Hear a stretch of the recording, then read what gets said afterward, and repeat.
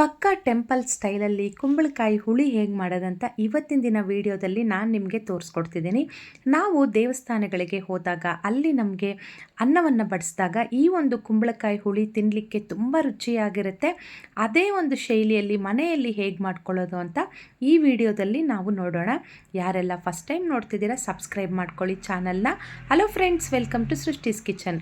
ಇವತ್ತಿನ ನಮ್ಮ ಕಿಚನ್ನಲ್ಲಿ ಕುಂಬಳಕಾಯಿ ಹುಳಿ ಹೇಗೆ ಮಾಡೋದಂತ ನೋಡೋಣ. ಫ್ರೆಂಡ್ಸ್, ಈ ಒಂದು ಹುಳಿನ ಮಾಡಲಿಕ್ಕೆ ಚಿಕ್ಕ ಸೈಜಲ್ಲಿ ಕುಂಬಳಕಾಯಿ ಇದೆ ನನ್ನ ಹತ್ರ. ಇದರಲ್ಲಿ ನಾನು ಒಂದು ಅರ್ಧ ಭಾಗದಷ್ಟು ಹುಳಿಗೆ ಯೂಸ್ ಮಾಡ್ಕೊಳ್ತಾ ಇದ್ದೀನಿ. ಇದು ಯಾಕಂದರೆ ತುಂಬ ಹಾಕಿದ್ರೆ ಹೆಚ್ಚಾಗುತ್ತೆ, ಹಾಗಾಗಿ ಒಂದು ಅರ್ಧ ಭಾಗದಷ್ಟು ಈ ರೀತಿಯಾಗಿ ಪೀಸಸ್ ಆಗಿ ಕಟ್ ಮಾಡಿಟ್ಟಿದ್ದೀನಿ. ಒಂದು ಸ್ವಲ್ಪ ದೊಡ್ಡ ಸೈಜಲ್ಲೇ ಕಟ್ ಮಾಡ್ಕೊಳ್ಳಿ, ಕುಂಬಳಕಾಯಿ ಅನ್ನೋದು ಬೇಗನೆ ಬೇಯುತ್ತೆ. ಹಾಗಾಗಿ ಈಗ ನಾವಿಲ್ಲಿ ಮಸಾಲ ಪೇಸ್ಟ್ ರೆಡಿ ಮಾಡ್ಕೊಳ್ಳಿಕ್ಕೆ ಇಂಗ್ರೀಡಿಯೆಂಟ್ಸ್ನ ನಾನು ನಿಮಗೆ ತೋರಿಸ್ಕೊಡ್ತಿದ್ದೀನಿ. 1 ಸ್ಪೂನ್ ಜೀರಿಗೆ, 2 ಸ್ಪೂನ್ ಧನಿಯಾ, 1 ಸ್ಪೂನ್ ಉದ್ದಿನಬೇಳೆ, ಒಂದು 1/4 ಸ್ಪೂನಷ್ಟು ಮೆಂತ್ಯ, ಒಂದು 5 ಬ್ಯಾಡಗಿ ಮೆಣಸಿನ್ಕಾಯಿ. ಈಗ ಸ್ಟವ್ ಮೇಲೆ ಒಂದು ಪ್ಯಾನ್ ಇಟ್ಟು 1 ಟೇಬಲ್ ಸ್ಪೂನಷ್ಟು ತೆಂಗಿನೆಣ್ಣೆ ಹಾಕ್ಕೊಳ್ತಿದ್ದೀನಿ. ಎಣ್ಣೆ ಬಿಸಿ ಆದಮೇಲೆ ಈಗ ಇದಕ್ಕೆ ಜೀರಿಗೆಯನ್ನು ಸೇರಿಸ್ಕೊಳ್ತಿದ್ದೀನಿ. 1 ಸ್ಪೂನ್ ಜೀರಿಗೆ, 2 ಸ್ಪೂನಷ್ಟು ಧನಿಯಾನ ಹಾಕ್ಕೊಳ್ತಿದ್ದೀನಿ, 1 ಸ್ಪೂನಷ್ಟು ಉದ್ದಿನಬೇಳೆನ ಸೇರಿಸ್ಕೊಳ್ತಿದ್ದೀನಿ, ಒಂದು 1/4 ಸ್ಪೂನಷ್ಟು ಮೆಂತ್ಯವನ್ನು ಹಾಕ್ಕೊಂಡು ಸ್ಟವ್ ಕಡಿಮೆ ಹುರಿಯಲ್ಲಿಟ್ಕೊಂಡು ಇದನ್ನೆಲ್ಲ ಸ್ವಲ್ಪ ಚೆನ್ನಾಗಿ ಹುರ್ಕೊಳ್ಬೇಕು. ಈ ರೀತಿ ಸ್ವಲ್ಪ ಹುರ್ಕೊಂಡ್ಮೇಲೆ ಈಗ ಇದಕ್ಕೆ ಒಂದು 5 ಬ್ಯಾಡಗಿ ಮೆಣಸಿನ್ಕಾಯಿಯನ್ನು ಸೇರಿಸ್ಕೊಳ್ತಾ ಇದ್ದೀನಿ. ಬ್ಯಾಡಗಿ ಮೆಣಸಿನ್ಕಾಯಿ ಹಾಕೋದ್ರಿಂದ ಸಾಂಬಾರು ಅನ್ನೋದು ತುಂಬ ರುಚಿ ಬರುತ್ತೆ, ತುಂಬ ಕಲರ್ ಸಹ ಇರುತ್ತೆ. ಈಗ ಸ್ಟವ್ ಕಡಿಮೆ ಹುರಿ ಇಟ್ಕೊಂಡು ಇದನ್ನೆಲ್ಲ ಸ್ವಲ್ಪ ಚೆನ್ನಾಗಿ ಫ್ರೈ ಮಾಡ್ಕೊಳ್ಳಿ. ಈ ರೀತಿಯಾಗಿ ಫ್ರೈ ಮಾಡ್ಕೊಂಡಿದ್ದ ನಂತರ ಸ್ವಲ್ಪ ಹಿಂಗನ್ನು ಸೇರಿಸ್ಕೊಳ್ತಿದ್ದೀನಿ. ನಾನಿಲ್ಲಿ ಗಟ್ಟಿ ಹಿಂಗನ್ನು ಒಂದು ಸ್ವಲ್ಪ ತೆಗೆದುಕೊಂಡು ಇದಕ್ಕೇ ಹಾಕ್ಕೊಂಡು ಫ್ರೈ ಮಾಡ್ಕೊಳ್ತಿದ್ದೀನಿ. ಈ ರೀತಿ ಒಳ್ಳೆ ಪರಿಮಳ ಬರಲಿಕ್ಕೆ ಶುರುವಾಗುತ್ತೆ ಇದೆಲ್ಲ ಫ್ರೈ ಆದಮೇಲೆ. ಈಗ ಸ್ಟವ್ ಆಫ್ ಮಾಡ್ಕೊಳ್ಳಿ. ಸ್ಟವ್ ಆಫ್ ಮಾಡಿಕೊಂಡು ಇದು ಪೂರ್ತಿ ತಣ್ಣಗಾಗಲಿಕ್ಕೆ ಬಿಟ್ಬಿಡಿ. ಹಾಗೆಯೇ ಇದಕ್ಕೆ ಒಂದು ಸ್ವಲ್ಪ ಒಂದು 10 ರಿಂದ 12 ಕರಿಬೇವು ಎಲೆಗಳನ್ನು ಸಹ ಕೊನೆಯಲ್ಲಿ ಸೇರಿಸ್ಕೊಳ್ಳಿ, ತುಂಬ ರುಚಿ ಇರುತ್ತೆ. ಈ ರೀತಿಯಾಗಿ ಸೇರಿಸ್ಕೊಂಡು ಮಿಕ್ಸ್ ಮಾಡಿಕೊಂಡು ನಂತರ ಇದೆಲ್ಲ ಪೂರ್ತಿ ತಣ್ಣಗಾಗಲಿಕ್ಕೆ ಬಿಟ್ಬಿಡಿ. ಇದು ಪೂರ್ತಿ ತಣ್ಣಗಾದ್ಮೇಲೆ ಮಿಕ್ಸಿ ಜಾರ್ಗೆ ಸೇರಿಸ್ಕೋಬೇಕಾಗತ್ತೆ. ಅದಕ್ಕೂ ಮೊದಲು ಒಂದು ಚಿಕ್ಕ ಕಪ್ಪನ್ನು ತೆಗೆದುಕೊಳ್ತಾ ಇದ್ದೀನಿ. ಒಂದು ನಿಂಬೆಹಣ್ಣಿನ ಗಾತ್ರದಷ್ಟು ಹುಣಸೆ ಹಣ್ಣನ್ನು ತೆಗೆದುಕೊಂಡಿದ್ದೀನಿ, ವಿಡಿಯೋದಲ್ಲಿ ಗಮನಿಸ್ಬೋದು. ಈಗ ಇದಕ್ಕೊಂದು ಸ್ವಲ್ಪ ಬಿಸಿ ನೀರನ್ನು ಹಾಕಿ ನೆನೆಲಿಕ್ಕಿಡ್ತಾ ಇದ್ದೀನಿ. ಈಗ ಇದನ್ನು ಪಕ್ಕಕ್ಕಿಟ್ಟು ಮಿಕ್ಸಿ ಜಾರನ್ನು ತೆಗೆದುಕೊಳ್ಳಿ. ಇದಕ್ಕೆ ಒಂದು 2 ಟೇಬಲ್ ಸ್ಪೂನಷ್ಟು ಹಸಿ ಕಾಯಿ ತುರಿಯನ್ನು ಸೇರಿಸ್ಕೊಳ್ತಾ ಇದ್ದೀನಿ. ಹಾಗೆಯೇ ನಾವಿಲ್ಲಿ ಫ್ರೈ ಮಾಡಿಟ್ಕೊಂಡಿರೋವಂಥ ಜೀರಿಗೆ, ಧನಿಯಾ ಎಲ್ಲ ಇದೆ ಅಲ್ವಾ, ಅದನ್ನು ಸಹ ಹಾಕ್ಕೊಂಡು ಒಂದು ಸ್ವಲ್ಪ ನೀರನ್ನು ಸೇರಿಸ್ಕೊಂಡು ಇದನ್ನು ಮೆತ್ತಗೆ ರುಬ್ಕೊಳ್ಳಿ. ನುಣ್ಣಗೆ ಗಂಧ ಥರ ರುಬ್ಕೊಳ್ಳಿ, ಸಾಂಬಾರು ತುಂಬ ಟೇಸ್ಟಿ ಇರುತ್ತೆ. ಈಗ ಇಲ್ಲಿ ಮಸಾಲ ರುಬ್ಬಿದ್ದಾಯಿತು ನೋಡಿ, ಈ ರೀತಿಯಾಗಿ ಗ್ರೈಂಡ್ ಮಾಡ್ಕೋಬೇಕು. ಈ ರೀತಿ ಮಸಾಲನೆಲ್ಲ ರೆಡಿ ಮಾಡ್ಕೊಂಡ್ಮೇಲೆ ಈಗ ಸ್ಟವ್ ಮೇಲೆ ಒಂದು ಪಾತ್ರೆಯಲ್ಲಿ ಒಂದು ಸ್ವಲ್ಪ ನೀರನ್ನು ಇಟ್ಟಿದ್ದೀನಿ. ಈ ಒಂದು ನೀರು ಸ್ವಲ್ಪ ಬಿಸಿ ಆದಮೇಲೆ ಕಟ್ ಮಾಡಿಟ್ಕೊಂಡಿರೋವಂಥ ಕುಂಬಳಕಾಯಿ ಹೋಳುಗಳನ್ನು ಇದಕ್ಕೆ ನಾನು ಸೇರಿಸ್ಕೊಳ್ತಿದ್ದೀನಿ. ಇದಕ್ಕೊಂದು ಸ್ವಲ್ಪ ಅರಿಶಿನ ಪುಡಿ, ಹಾಗೆಯೇ ರುಚಿಗೆ ತಕ್ಕಷ್ಟು ಕಲ್ಲುಪ್ಪನ್ನು ನಾನು ಇದಕ್ಕೆ ಹಾಕ್ಕೊಳ್ತಾ ಇದ್ದೀನಿ.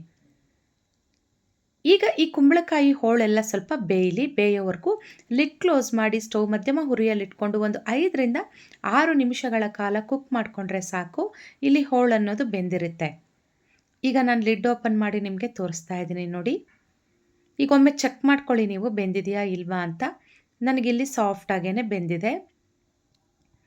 ನಂತರ ಒಂದು ಚಿಕ್ಕ ಕಪ್ಪಲ್ಲಿ ತೊಗರಿ ಬೇಳೆಯನ್ನು ನಾನು ಬೇಯಿಸಿಟ್ಕೊಂಡಿದ್ದೆ ನೋಡಿ. ಈ ರೀತಿ ಬೇಯಿಸಿಟ್ಕೊಂಡಿರುವಂಥ ತೊಗರಿ ಬೇಳೆಯನ್ನು ಇದಕ್ಕೆ ಸೇರಿಸ್ಕೊಳ್ತಾ ಇದ್ದೀನಿ. ಬೇಯಿಸಿ ಅದನ್ನು ಮ್ಯಾಶರ್ ಸಹಾಯದಿಂದ ಮ್ಯಾಶ್ ಮಾಡಿಕೊಂಡು ಪಕ್ಕಕ್ಕಿಟ್ಟಿದ್ದೆ. ಈಗ ಬೇಯಿಸಿಟ್ಕೊಂಡಿರುವಂಥ ತೊಗರಿ ಬೇಳೆಯನ್ನು ಹಾಕಿದ್ದೀನಿ. ಹಾಗೆ ರುಬ್ಬಿಟ್ಕೊಂಡಿರುವಂಥ ಮಸಾಲೆಯನ್ನು ಹಾಕಿ ಮಿಕ್ಸಿ ಜಾರ್ಗೆ ಒಂದು ಸ್ವಲ್ಪ ನೀರನ್ನು ಹಾಕಿ ಇದಕ್ಕೆ ಹಾಕ್ಕೊಂಡಿದ್ದೀನಿ. ಈಗ ಹುಣಸೆ ಹುಳಿ ರಸವನ್ನು ಸಹ ನಾನು ಸಾಂಬಾರ್ಗೆ ಹಾಕ್ತಾಯಿದ್ದೀನಿ. ಈಗ ಒಮ್ಮೆ ಎಲ್ಲ ಚೆನ್ನಾಗಿ ಮಿಕ್ಸ್ ಮಾಡ್ಕೊಳ್ಳಿ. ಈಗ 1 ಟೇಬಲ್ ಸ್ಪೂನಷ್ಟು ಬೆಲ್ಲವನ್ನು ನೀವು ಹಾಕ್ಕೊಳ್ಳಿ ಇದಕ್ಕೆ. ಈಗ ಇದೆಲ್ಲ ಸ್ವಲ್ಪ ಚೆನ್ನಾಗಿ ಕುದೀಲಿಕ್ಕೆ ಬಿಡೋಣ. ಹುಳಿಯಾಗಿ, ಖಾರವಾಗಿ, ಸಿಹಿಯಾಗಿ ತುಂಬ ಟೇಸ್ಟಿಯಾಗಿರುತ್ತೆ. ದೇವಸ್ಥಾನದ ಶೈಲಿಯಲ್ಲೇ ನಿಮಗೆ ಈ ಕುಂಬಳಕಾಯಿ ಹುಳಿ ಇರುತ್ತೆ. ಈಗೆಲ್ಲ ಒಮ್ಮೆ ಒಂದ್ಸರಿ ಚೆನ್ನಾಗಿ ಮಿಕ್ಸ್ ಮಾಡಿಕೊಂಡು ಉಪ್ಪು ಖಾರ ಎಲ್ಲ ಒಮ್ಮೆ ಚೆಕ್ ಮಾಡ್ಕೊಳ್ಳಿ. ಉಪ್ಪೇನಾದರೂ ನಿಮಗೆ ಕಡಿಮೆ ಅನಿಸಿದ್ರೆ ಒಂದು ಸ್ವಲ್ಪ ಉಪ್ಪನ್ನು ನೀವು ಹಾಕ್ಕೋಬೋದು. ಈಗ ಲಿಡ್ ಕ್ಲೋಸ್ ಮಾಡೋಣ. ಲಿಡ್ ಕ್ಲೋಸ್ ಮಾಡಿ ಸ್ಟವ್ ಮಧ್ಯಮ ಹುರಿಯಲ್ಲಿಟ್ಕೊಂಡು ಒಂದು 6 ರಿಂದ 7 ನಿಮಿಷಗಳ ಕಾಲ ನಾವು ಈ ಸಾಂಬಾರನ್ನು ಕುದಿಸ್ಕೊಳ್ಳೋಣ. ಒಳ್ಳೆ ಪರಿಮಳ ಬರ್ತಾ ಇದೆ, ಘಮ ಘಮ ಅಂತ ಒಳ್ಳೆ ರುಚಿಕರವಾದ ಕುಂಬಳಕಾಯಿ ಹುಳಿ ಅಥವಾ ಕುಂಬಳಕಾಯಿ ಸಾಂಬಾರಿಲ್ಲಿ ರೆಡಿ ಆಯಿತು. ಕನ್ಸಿಸ್ಟೆನ್ಸಿನ ನಾನು ನಿಮಗೆ ತೋರಿಸ್ತೀನಿ ನೋಡಿ. ಕುಂಬಳಕಾಯಿ ಹೋಳುಗಳು ತುಂಬ ಮೆತ್ತಗೆ ಚೆನ್ನಾಗಿ ಬೆಂದಿದೆ. ಈ ಸಾರು ತುಂಬ ನೀರಾಗಿರಬಾರ್ದು, ಹಾಗಂತ ತುಂಬ ಗಟ್ಟಿಯಾಗೂ ಇರಬಾರ್ದು, ಮೀಡಿಯಮ್ ಆಗಿರಬೇಕು. ಸೇಮ್ ಟೆಂಪಲ್ ಸ್ಟೈಲಲ್ಲೇ ಇರುತ್ತೆ, ತುಂಬ ರುಚಿ ಇರುತ್ತೆ ನೋಡಿ. ಸಾರಿನ ಕನ್ಸಿಸ್ಟೆನ್ಸಿ ನಾನು ನಿಮಗೆ ತೋರಿಸ್ತೀನಿ. ತುಂಬ ನೀರಾಗೂ ಇಲ್ಲ, ತುಂಬ ಗಟ್ಟಿಯಾಗೂ ಇಲ್ಲ. ಈಗ ನೀವು ಸ್ಟವ್ ಆಫ್ ಮಾಡಿಕೊಂಡು ಇದಕ್ಕೊಂದು ಚಿಕ್ಕದು ಒಗ್ಗರಣೆಯನ್ನು ಕೊಡಬೇಕು. ಎಣ್ಣೆ, ಸಾಸಿವೆ, ಕರಿಬೇವು ಹಾಗೆಯೇ ಒಂದು 2 ಒಣಮೆಣಸಿನ್ಕಾಯಿಯನ್ನು ನೀವು ಒಗ್ಗರಣೆಗೆ ಸೇರಿಸ್ಕೊಂಡು ಇದಕ್ಕೊಂದು ಸಣ್ಣ ಒಗ್ಗರಣೆಯನ್ನು ಹಾಕ್ಕೊಳ್ಳಿ. ಕೊನೆಯಲ್ಲಿ ವಿಡಿಯೋದಲ್ಲಿ ತೋರಿಸ್ತಾ ಇದ್ದೀನಿ ನೋಡಿ. ಈ ರೀತಿಯಾಗಿ ಒಗ್ಗರಣೆಯನ್ನು ಹಾಕಿದ್ಮೇಲೆ ಎಲ್ಲ ಒಮ್ಮೆ ಚೆನ್ನಾಗಿ ಬೆರೆಸ್ಕೊಂಡು ಬಿಸಿ ಬಿಸಿ ಅನ್ನಕ್ಕೆ ಬಿಸಿ ಬಿಸಿ ಸಾಂಬಾರು ಹಾಕಿ ತಿಂತಾಯಿದ್ರೆ ಒಂದು ತುತ್ತು ತಿನ್ನೋರು 2 ತುತ್ತು ಎಕ್ಸ್ಟ್ರಾನೇ ನೀವು ತಿಂತೀರಾ, ಅಷ್ಟು ರುಚಿಯಾಗಿರುತ್ತೆ ಈ ಕುಂಬಳಕಾಯಿ ಹುಳಿ. ಬಿಸಿ ಬಿಸಿ ಅನ್ನಕ್ಕಾಗ್ಬೋದು, ಮುದ್ದೆಗಾಗ್ಬೋದು ಅಥವಾ ದೋಸೆಗೂ ಸಹ ತುಂಬ ಟೇಸ್ಟಿಯಾಗಿರುತ್ತೆ. ಈಗ ನಾನು ಸರ್ವ್ ಮಾಡ್ಕೊಳ್ತೀನಿ. ನಾನಿಲ್ಲಿ ಇವತ್ತು ಇದಕ್ಕೆ ಕಾಂಬಿನೇಷನ್ ಆಗಿ ರೈಸನ್ನೇ ಹಾಕ್ಕೊಳ್ತಾ ಇದ್ದೀನಿ. ನಾನು ಮುದ್ದೆ ಮಾಡಿಲ್ಲ, ಮುದ್ದೆಗೂ ಸಹ ತುಂಬ ರುಚಿ ಇರುತ್ತೆ ನೋಡಿ. ಬಿಸಿ ಬಿಸಿಯಾಗಿದೆ ರೈಸು ಕೂಡ, ತುಂಬ ಟೇಸ್ಟಿ ಇರುತ್ತೆ. ಹಾಗೆ ತುಂಬ ಸುಲಭವಾಗೂ ಮನೆಯಲ್ಲಿ ಮಾಡ್ಕೊಳ್ಬೋದು. ನೀವು ಸಹ ಟ್ರೈ ಮಾಡಿ. ದೇವಸ್ಥಾನದ ಶೈಲಿಯಲ್ಲೇ ನಮಗೆ ಬರುತ್ತೆ ಈ ಒಂದು ಸಾಂಬಾರು. ಈ ರೆಸಿಪಿ ನಿಮಗಿಷ್ಟ ಆಗಿದ್ದಲ್ಲಿ ನನ್ನ ಚಾನಲ್ಗೆ ಒಂದು ಲೈಕ್ ಮಾಡಿ, ಶೇರ್ ಮಾಡಿ, ಹಾಗೆ ಸಬ್ಸ್ಕ್ರೈಬ್ ಮಾಡ್ಕೊಳ್ಳಿ. ಯಾರೆಲ್ಲ ಫಸ್ಟ್ ಟೈಮ್ ನೋಡಿದ್ದೀರಾ ಸಬ್ಸ್ಕ್ರೈಬ್ ಆಗೋದು ಮರಿಬೇಡಿ.